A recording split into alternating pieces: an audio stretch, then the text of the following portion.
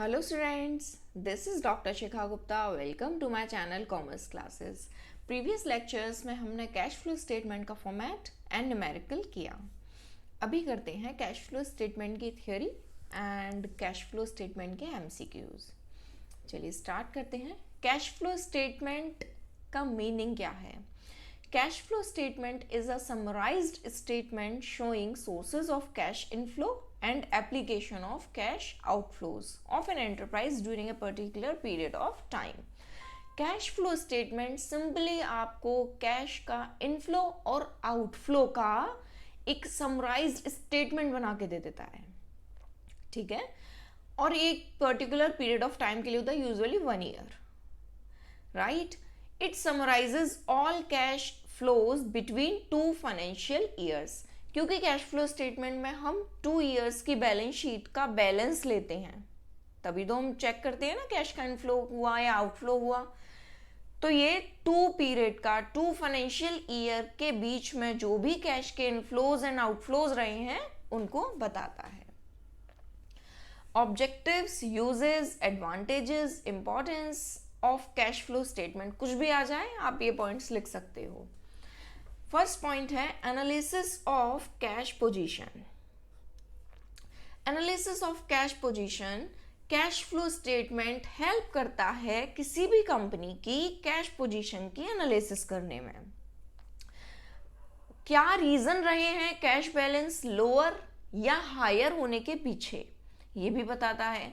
हो सकता है किसी कंपनी का नेट प्रॉफिट बहुत ज़्यादा है पर कैश बैलेंस बहुत कम है, वाइसे वर्सा. हो सकता है नेट प्रॉफिट बहुत कम है और कैश बैलेंस बहुत ज़्यादा है. तो ये कैश फ्लो स्टेटमेंट हेल्प करता है कैश पोजीशन जानने में कि ऐसा क्यों हो रहा है, उसके पीछे रीज़न क्या क्या है. ठीक, नेक्स्ट है short term cash planning and management. Cash flow statement से कैसे की जा सकती है short term cash planning? Cash flow statement आपको बताता है कि कैश आपके पास ज़्यादा है या कम है. अगर ज़्यादा है तो अकॉर्डिंगली प्लानिंग की जा सकती है कि उस कैश को कैसे इन्वेस्ट किया जाए या डिविडेंड दिया जाए या क्या किया जाए उस कैश का. और अगर कम है तो उस कैश को अरेंज कैसे किया जाए, लोन लिया जाए, शेयर इशू किया जाए, डिवेंचर इशू किया जाए, राइट. नेक्स्ट है इवेल्युएशन ऑफ लिक्विडिटी. ये लिक्विडिटी को इवेल्युएट करता है. लिक्विडिटी क्या है? लिक्विडिटी किसी भी कंपनी की एबिलिटी को बताता है कि वो करंट ऑब्लिगेशंस को फुलफिल करने में कितना एबल है. Current obligations mean payment to creditors, short term loan को पे करना, ये सारी चीजें. तो ये कैश फ्लो स्टेटमेंट बताता है कि कंपनी के पास कितनी लिक्विडिटी है. नेक्स्ट है analysis of cash flow from different activities. Cash flow statement में क्योंकि हम डिफरेंट एक्टिविटीज की एनालिसिस करते हैं, कैश फ्लो पता करते हैं, डिफरेंट एक्टिविटीज से कैश का इनफ्लो एंड आउटफ्लो कैसे है. डिफरेंट एक्टिविटीज कौन कौन सी? Operating activities, investing activities and financing activities.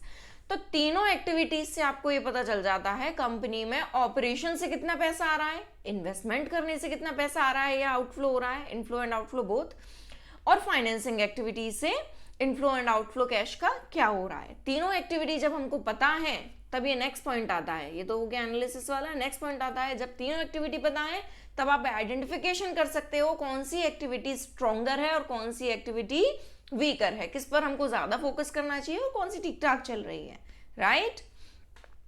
Next है helpful in estimating future cash flow. Cash flow statement previous year के कैश फ्लो स्टेटमेंट्स को देखकर हम एक प्रोजेक्टेड कैश फ्लो स्टेटमेंट भी बना सकते हैं. नेक्स्ट है useful to external analyst. External analyst कौन? बैंकर हुए, इन्वेस्टर हुए, क्रेडिटर्स हुए. बैंकर किसी कंपनी को लोन देगा तो वो पहले चेक करेगा ये लोन हमारा रीपे कर सकता है या नहीं, है ना. इन्वेस्टर किसी कंपनी में इन्वेस्ट करेगा तो वो चेक करेगा कि कंपनी ठीक है या नहीं. सिमिलरली क्रेडिटर्स आपको कुछ भी प्रोडक्ट देंगे कंपनी को तो वो चेक करेंगे, या प्रोडक्ट सेल करेंगे तो वो चेक करेंगे कि ये कंपनी पैसा वापस कर देगी या नहीं. ठीक, नेक्स्ट है एबिलिटी टू पे डिविडेंड. मैनेजमेंट को ये कैश फ्लो स्टेटमेंट से ये पता चलता है कि ऑपरेशंस पूरे करने के बाद या ऑपरेटिंग एक्टिविटीज के बाद में कितना पैसा बच रहा है. इंटरेस्ट ऑन डेट देने के बाद में कितना पैसा बच रहा है, उससे हम डिविडेंड दे सकते हैं या नहीं दे सकते हैं, या कितना % डिविडेंड देना चाहिए। नेक्स्ट है a tool for comparative study. Cash flow statement एक कंपैरेटिव स्टडी करने के लिए अच्छा टूल है। कैसे कैसे कंपैरेटिव स्टडी, एक तो आपने डिफरेंट एक्टिविटीज का ही कंपैरिजन कर लिया, किसी भी कंपनी में डिफरेंट एक्टिविटीज से कितना कितना पैसा आ रहा है या जा रहा है ये पता कर लिया।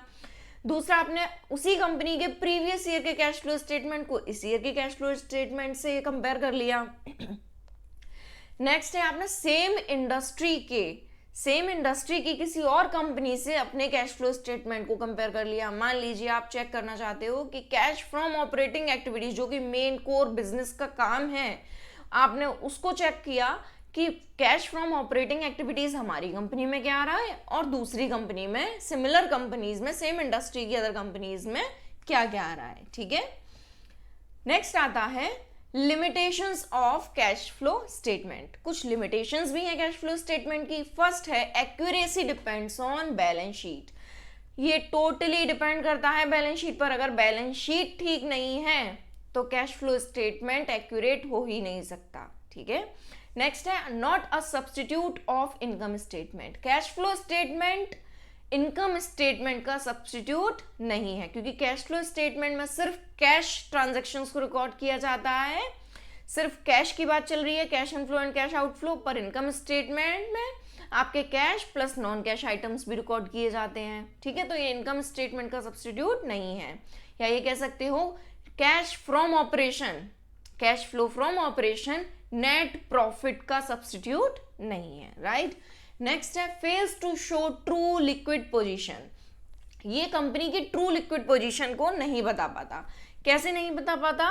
क्योंकि ये सिर्फ और सिर्फ कैश आइटम्स को या कैश ट्रांजैक्शंस को रिकॉर्ड करता है, नॉन कैश आइटम्स को इग्नोर करता है। तो लिक्विड पोजीशन अगर पता करनी है, ट्रू लिक्विड पोजीशन पता करनी है किसी कंपनी की, तो आपको नॉन कैश आइटम्स को भी माइंड करना चाहिए। नेक्स्ट है no scope for rectification of error. क्योंकि कैश फ्लो स्टेटमेंट सबसे एंड में बनाया जाता है, बैलेंस शीट बन चुकी है, P&L बन चुका है, उसके बाद में कैश फ्लो स्टेटमेंट बन रहा है। फिर अगर हमको एरर पता चलती है कि अरे ये वाली एरर हो रखी है, तो उसको रेक्टिफाई करने का कोई स्कोप नहीं बचता है। ठीक, नेक्स्ट है does not show financial position of a concern.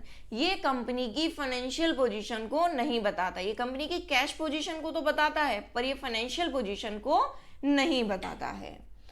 Next है एमसीक्यूज। फर्स्ट है cash flow statement is prepared from balance sheet, profit and loss, या statement of P&L, additional information.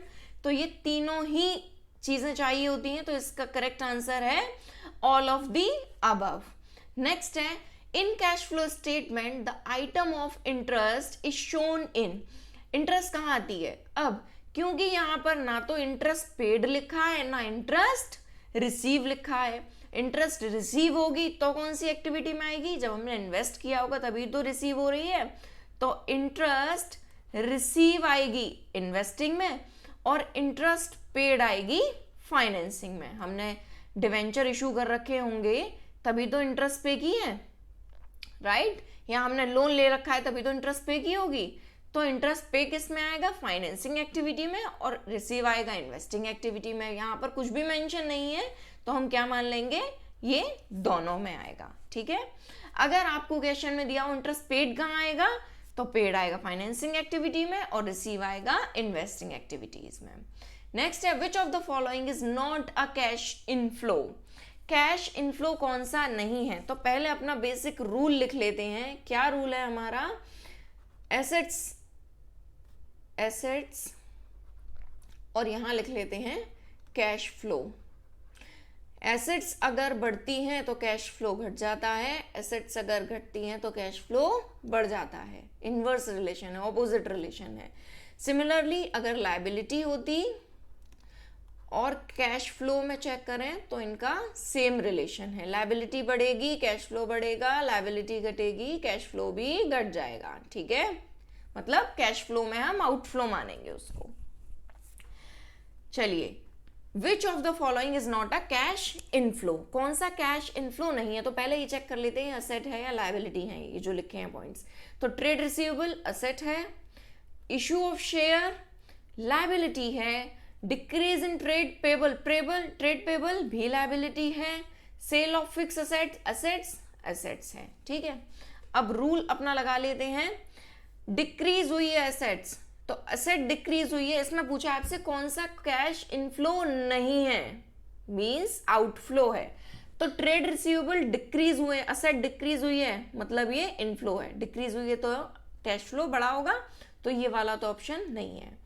Issue of shares, share issue की है, मतलब liability बढ़ गई तो cash flow भी बढ़ गया, तो ये वाला भी नहीं है, ये भी आउटफ्लो नहीं है। Decrease in trade payables liability है, और जैसे ही लायबिलिटी डिक्रीज होगी कैश फ्लो भी डिक्रीज होगा, तो यहां पर हो गया आपका आउटफ्लो। तो करेक्ट आंसर इज सी। और सेल ऑफ फिक्स एसेट्स में एसेट्स है, एसेट्स सेल कर रहे हैं तो एसेट कम हो रही है, तो ये कैश आएगा हमारे पास, इनफ्लो हो जाएगा। ठीक है, इनवर्स रिलेशन याद रखना है, एसेट्स के साथ में इनवर्स रिलेशन है, मींस ऑपोजिट रिलेशन है, और लायबिलिटीज के साथ में सेम रिलेशन है, राइट। नेक्स्ट पॉइंट है which of the following is not a cash outflow. इसमें चेक करना है कि कौन सा कैश आउटफ्लो नहीं है, मतलब इनफ्लो हो रहा है। फर्स्ट है, पहले चेक कर लेते हैं कौन से एसेट्स हैं और कौन सी liability. Trade payable liability, trade receivable assets, stock assets, prepaid expenses assets. अब चेक करना है इंक्रीज इन ट्रेड पेबल, जैसे ही लायबिलिटी, इसमें चेक करना है कौन सा आउटफ्लो नहीं है, मतलब इनफ्लो है। तो ट्रेड पेबल जैसे ही इंक्रीज होंगे तो इनफ्लो हो जाएगा, कैश फ्लो भी इंक्रीज होगा मतलब इनफ्लो होगा, तो ये पहला वाला ही ठीक है। बाकी increase in trade receivable, increase asset में इंक्रीज हो रहा है तो डिक्रीज होगा। ठीक है, इंक्रीज इन स्टॉक, एसेट में इंक्रीज हो रहा है तो कैश फ्लो डिक्रीज होगा। Increase in prepaid expenses, assets में इंक्रीज हो रहा है तो कैश फ्लो डिक्रीज होगा। ठीक है, first option is correct. Next है increase in the amount of prepaid expenses result in, prepaid expenses अगर बढ़ जाते हैं तो कैश फ्लो स्टेटमेंट पे क्या फर्क पड़ेगा, क्योंकि कैश फ्लो स्टेटमेंट में असेट्स के साथ में ऑपोजिट रिलेशन रहता है। प्रीपेड एक्सपेंसेस किस में आते हैं, एसेट साइड में आते हैं, तो जैसे ही एसेट्स प्रीपेड एक्सपेंसेस बढ़ेंगे तो कैश फ्लो स्टेटमेंट में कैश डिक्रीज होगा। ये आ गया फर्स्ट। नेक्स्ट है cash flow statement is based upon, किस पर बेस्ड है cash flow statement? Cash basis of accounting, accrual basis of accounting, cash and accrual, none of the above. तो cash flow statement cash basis of accounting के basis पर बनाया जाता है, क्योंकि इसमें सिर्फ cash inflows and cash outflows को ही रिकॉर्ड किया जाता है। अक्रूअल बेसिस ऑफ अकाउंटिंग क्या है? अक्रूअल बेसिस ऑफ अकाउंटिंग में नॉन कैश ट्रांजैक्शंस को भी रिकॉर्ड किया जाता है। ठीक है, यहां पर जैसे ही ट्रांजैक्शन होती है उसको रिकॉर्ड कर लिया जाता है अक्रूअल बेसिस ऑफ अकाउंटिंग में। पैसा चाहे आया हो या नहीं आया हो, पैसा हो सकता है बाद में आए, पर उस जैसे ही ट्रांजैक्शन हुई अक्रूअल बेसिस ऑफ अकाउंटिंग में हम उस ट्रांजैक्शन को रिकॉर्ड तुरंत कर लेंगे। पर कैश फ्लो स्टेटमेंट में ऐसा नहीं है, कैश बेसिस ऑफ अकाउंटिंग में ऐसा नहीं है। यहाँ पर कैश की एंट्री या कैश ट्रांजैक्शन को रिकॉर्ड तभी किया जाता है जब कैश का इनफ्लो या आउटफ्लो कंफर्म हो गया हो चुका हो कैश का इनफ्लो आउटफ्लो। ठीक है, नेक्स्ट है find the cash flow from operating activities if net profit is 40,000 after writing of goodwill rupees 4,000 and loss on sale of furniture rupees 6,000। तो नेट प्रॉफिट आपको दिया है 40,000। अब आप अपना इनडायरेक्ट मेथड थोड़ा याद करो, लास्ट वीडियोस अगर आपने देखे तो आपको अच्छे से समझ में आ गया होगा। नेट प्रॉफिट में से हम वो एक्सपेंसेस जो हमारे नॉन कैश एक्सपेंसेस हैं या नॉन ऑपरेटिंग एक्सपेंसेस हैं, उनको हम डिडक्ट कर चुके हैं पहले ही P&L में, अब हम उनको कैश फ्लो स्टेटमेंट बनाते में उनको प्लस कर देंगे। तो goodwill write off, sale, loss on sale of furniture, ये दोनों ही नॉन ऑपरेटिंग एक्सपेंसेस हैं, तो इनको हम ऐड बैक कर देंगे। तो ऐड करेंगे तो क्या करेक्ट आंसर आएगा? 50,000, right. Next is cash and cash equivalent refers to, cash and cash equivalent क्या होता है? Cash in hand, cash at bank, cash in hand and bank, cash in hand and cash at bank and short term investment. ये है आपका correct answer. Cash in hand, cash at bank and short term investment. Short term investment कौन से? जो highly liquid investment है, easily convertible into cash है। Next है depreciation on fix assets, causes cash inflow, cash outflow, has no effect on cash flow, none of the above। अब जब आप cash flow statement को देखोगे तो अब आप सोचोगे कि डेप्रीसिएशन को तो हम माइनस करते हैं नेट प्रॉफिट में से, सॉरी प्लस करते हैं, पर क्यों प्लस करते हैं?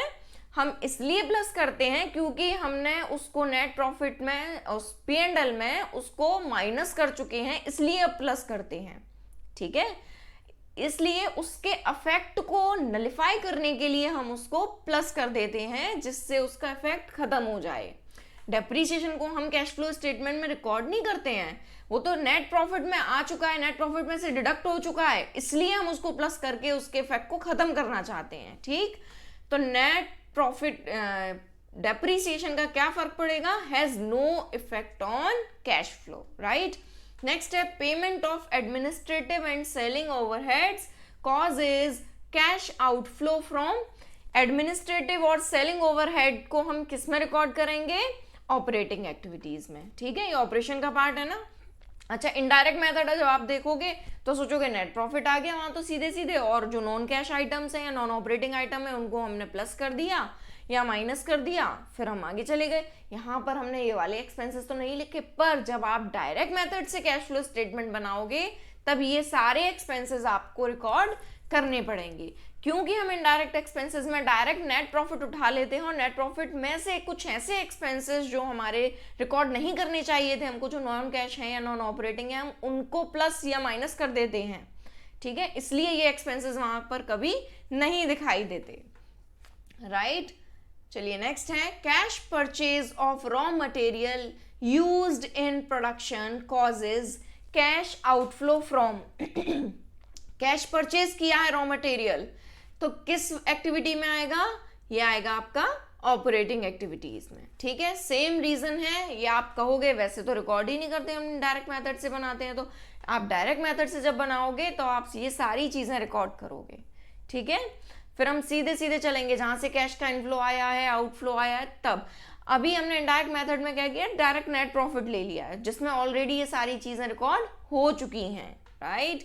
नेक्स्ट है if net profit of a business concern is 1,40,000 and its creditors have gone up, means increased by ₹15,000 during the year, cash from operation is equals to।